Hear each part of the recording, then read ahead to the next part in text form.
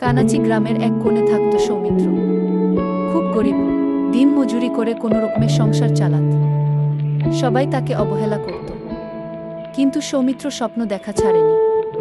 প্রতিদিন কাজ শেষে সে পড়াশোনা করত আর নতুন কিছু শেখার চেষ্টা করত।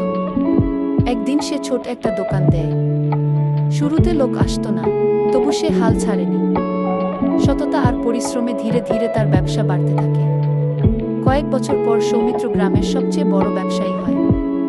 যারা একদিন তাকে তুচ্ছ করত, আজ তার সম্মান করে। সৌমিত্র প্রমাণ করে, পরিশ্রম থাকলে গরিব মানুষও বড়লোক হতে পারে। কানাচি গ্রামের এক কোণে থাকত সৌমিত্র। খুব গরিব, দিন মজুরি করে কোনো রকমে সংসার চালাত। সবাই তাকে অবহেলা করত, কিন্তু সৌমিত্র স্বপ্ন দেখা ছাড়েনি। প্রতিদিন কাজ শেষে সে পড়াশোনা করত আর নতুন কিছু শেখার চেষ্টা করত। একদিন সে ছোট একটা দোকান দেয়। শুরুতে লোক আসতো না, তবু সে হাল ছাড়েনি। সততা আর পরিশ্রমে ধীরে ধীরে তার ব্যবসা বাড়তে থাকে। কয়েক বছর পর সৌমিত্র গ্রামের সবচেয়ে বড় ব্যবসায়ী হয়।